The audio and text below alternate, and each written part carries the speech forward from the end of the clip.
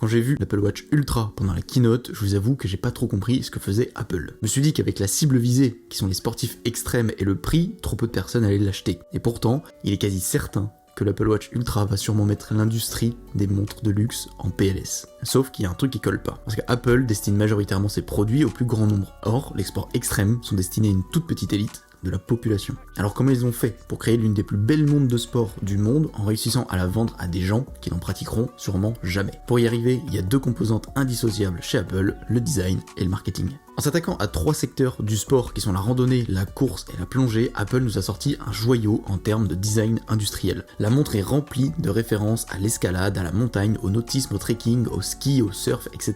Le niveau de design général de l'Apple Watch Ultra dépasse de loin toutes les autres montres du marché. Et à commencer par les bracelets. On a d'abord la boucle Alpine, avec sa fermeture en titane en forme de G, qui s'insère facilement dans toutes les boucles sans risque de se détacher. Ce type de fermeture est extrêmement utilisé depuis pas mal de temps dans le milieu de la montagne, et Decathlon l'a même intégré dans son dernier sac à dos. Ensuite, il y a la boucle Trail, avec sa languette réglable à l'infini qui permet de l'ajuster hyper vite. C'est ce qu'on retrouve notamment au dos de certaines chaussures de sport pour les enfiler plus rapidement. Et enfin, il y a le bracelet Océan, avec ses anneaux réglables en titane anti-corrosion. Le bracelet reprend les codes formels du nautisme avec une forme qui peut rappeler la bibliothèque Cloud des frères Broulek. Puis ensuite, on a le cadran, avec un corps entièrement en titane. La roue crantée, qui fait penser à un énorme pneu de 4x4 tout-terrain, protégé par une excroissance, une espèce de carapace qui vient accroître l'image presque indestructible de la montre. On a aussi des haut-parleurs qui reprennent le formel des Tokiwoki pour une meilleure diffusion sonore et vient induire un certain sentiment de sécurité. Et on se dit, ok, quand je serai au sommet de cette montagne, je pourrai entendre sans problème les alertes de ma montre si jamais il y a un problème. Et en plus de ça, pour aider les alpinistes, les coureurs et les plongeurs, les boutons ont été faits plus gros exprès pour être utilisés avec des gants. Et les bords plats viennent renforcer l'idée de solidité comparée aux bords ronds que l'on retrouve sur les autres modèles et qui sont beaucoup plus sensuels et féminins. Mais c'est pas tout. Il y a encore un élément capital ici, c'est la couleur. Leur choix n'est pas du tout anodin, et notamment pour le nouveau bouton Action qui est orange. C'est la couleur des gilets de sauvetage, des plots de signalisation, des fumées de détresse, des civières héliportées et tout un tas d'autres objets liés à la sécurité. Et ça pour une bonne raison, c'est que le orange c'est une couleur sémantiquement bienveillante, à l'inverse du rouge qui est là pour sanctionner. L'orange lui, il va avertir. D'ailleurs, en France, la SNSM a changé totalement son identité graphique pour passer au orange. Et le célèbre designer français Philippe Starck leur a même créé une balise GPS à mettre au poignet en cas de danger. Donc ici, le design de la montre sert clairement à casser les codes établis par Apple sur ses autres modèles. Il est là pour donner une confiance instantanée dans une robustesse sans faille. Apple s'est fait plaisir et a réussi le pari de garder un côté de luxe dans un milieu où c'est presque inutile, voire malvenu, de l'utiliser. Mais c'est pas suffisant tout ça, car même si le design il est irréprochable, qu'il peut aider à vendre plus et plus facilement, à conquérir les cœurs des consommateurs, ça reste une simple montre. Ok, elle est belle, mais c'est tout. Maintenant il faut la vendre et la vendre en masse. Car un bel objet qui reste dans une cave n'a aucune chance de connaître un succès. C'est donc là que le marketing rentre en jeu.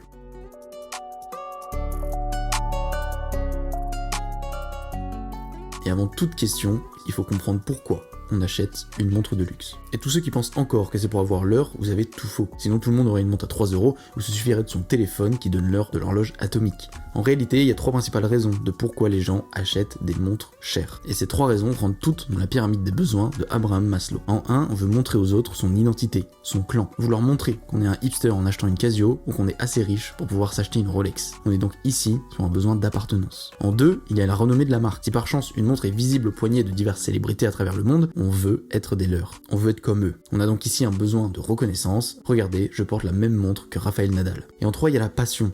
On peut être séduit par l'idée de porter au poignet un joyau mécanique avec des minuscules rouages et ressorts qui fonctionneront toujours lorsque vous céderez la montre à vos petits-enfants. Ce que cache ce troisième point, c'est l'investissement, qui peut être ultra rentable sur le long terme avec certaines montres. On est donc ici sur un besoin de sécurité et plus précisément sur un besoin de sécurité financière. Ces trois besoins-là sont ultra puissants et sont la principale raison de ce pourquoi vous achetez ou non quelque chose. Et aujourd'hui, plus que jamais, le port d'une montre mécanique est devenu une sorte d'affirmation de son goût pour les choses anciennes qui durent dans le temps. Une sorte de conservation d'un patrimoine ancestral. Sauf que le port de l'Apple Watch, il n'a pas du tout le même sens. Étant donné qu'elle est numérique, elle est par définition moins robuste dans le temps et se démodera beaucoup plus facilement. Et j'ai personnellement du mal à imaginer des gens chics s'extasier devant une Apple Watch Ultra en 2065 comme on le fait aujourd'hui face à une Rolex vieille de 50 ans. Mais Apple, tout ça ils le savent. Et ils ont pas fait cette montre uniquement par simple ego trip. Derrière tout ça se cache une stratégie qui est d'entrer dans la cour des grands, de leur marcher sur les pieds et de bousculer le marché des géants comme Patek Philippe, Richard Mille, mais surtout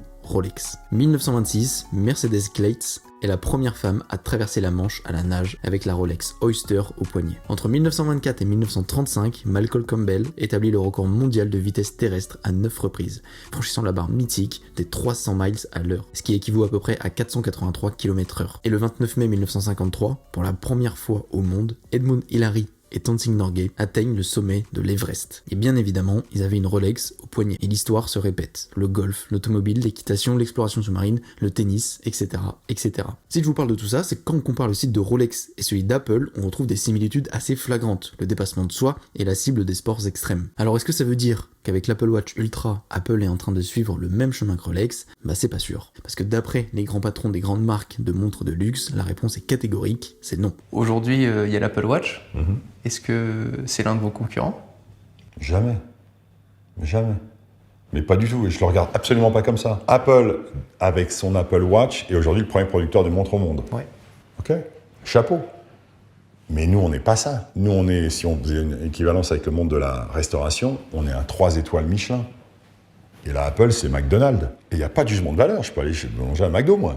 Je ne juge pas dans ce sens-là. C'est pas l'un ou l'autre. C'est l'un et l'autre. Il n'y a aucun problème. La preuve. Aujourd'hui, comme provoque, tu es venu avec ta montre gentille, comme ça. Mais de l'autre côté, tu as envie d'avoir ton Audemars Piguet à la Jumbo.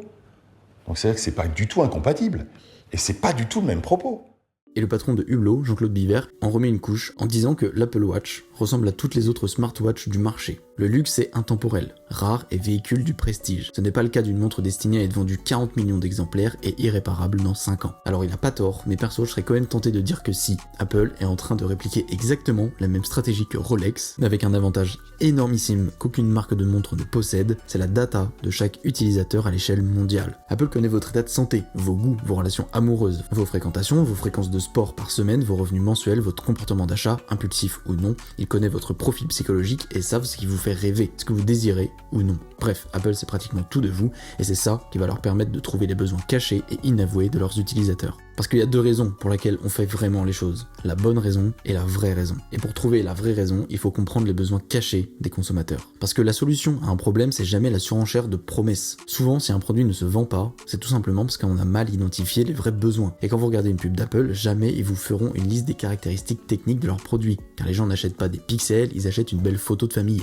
Ils achètent des souvenirs de bonne qualité. C'est pourquoi il est primordial de trouver un besoin inavoué et inavouable de ses clients. Les gens achètent pour s'éloigner soit d'un problème, soit pour se rapprocher d'un désir. Un exemple, dans le domaine de la séduction, c'est la confiance en soi, qui est un besoin caché du client, et pas seulement la recherche d'un partenaire sexuel. Et dans le domaine des transports, Uber répond à un besoin de certitude et de sécurité par rapport au prix, à la fiabilité et à la traçabilité de la voiture via une application mobile. L'esprit humain n'aime pas l'incertitude qu'apportent les taxis. Et ici, dans le cas de l'Apple Watch Ultra, les désirs cachés sont le besoin d'appartenir à une communauté, et surtout le besoin de sécurité, se sentir protégé et ne pas mourir. Être certain que si on chute, qu'on se perd en montagne, qu'on puisse être retrouvé facilement encore sain et sauf. C'est d'ailleurs pour ça qu'Apple a augmenté la batterie et fait en sorte de créer une montre ultra résistante. C'est pour envoyer une image perçue de fiabilité et de robustesse. Apple ne vend pas ceux qui le font, ils vendent ce qu'ils font pour vous. C'est d'ailleurs comme ça qu'ils arrivent à créer leur propre terrain et ainsi détruire toute la concurrence qu'il y a autour. Et tout comme la GoPro qui montre des accomplissements incroyables qu'on peut faire avec des caméras, alors que 99% des gens qui ont une GoPro ne les réaliseront jamais, ici Apple fait exactement la même chose. Ils font croire que la montre est destinée à des chercheurs, des explorateurs ou des sportifs de haut niveau, des gens que l'on admire dans l'échelle sociale. Mais en réalité, les acheteurs finaux seront principalement des gens lambda, très certainement en quête de reconnaissance et d'accomplissement personnel. Deux besoins que l'on retrouve une nouvelle fois dans la pyramide de Maslow. Aujourd'hui, les montres de luxe traditionnelles sont principalement toutes mécaniques. Alors les marques historiques, comme Rolex et les autres, n'ont aucun intérêt à suivre Apple et sortir une montre connectée eux aussi, ça serait peine perdue. Les grandes marques n'ont donc pas d'autre choix que de monter en gamme et d'augmenter les prix pour viser une clientèle toujours plus riche. Sauf que plus on est cher, plus on a de risques d'avoir de la concurrence, ce qui va créer un gouffre dans lequel Apple va s'immiscer pour pouvoir grandir et prendre le pouvoir. Année après année, itération après itération, Apple grappillera des parts de marché. Et tout comme Rolex à ses débuts, on verra de plus en plus de sportifs extrêmement médiatisés avec l'Apple Watch Ultra au poignet. Et c'est comme ça qu'Apple deviendra une sorte de référence pour les jeunes générations qui voudront faire comme leur idole en portant eux aussi la même montre. Petit à petit, Apple va asseoir son autorité dans le domaine des montres et ainsi concurrencer les entreprises historiques. Donc vous voyez bien que s'ils sont maniés avec intelligence, le design et le marketing sont deux armes redoutables qui peuvent faire de vous ou de votre entreprise une référence en créant un produit iconique. Et si vous pensez encore qu'un bon et un beau design c'est cher, vous devriez évaluer le coût d'un mauvais design.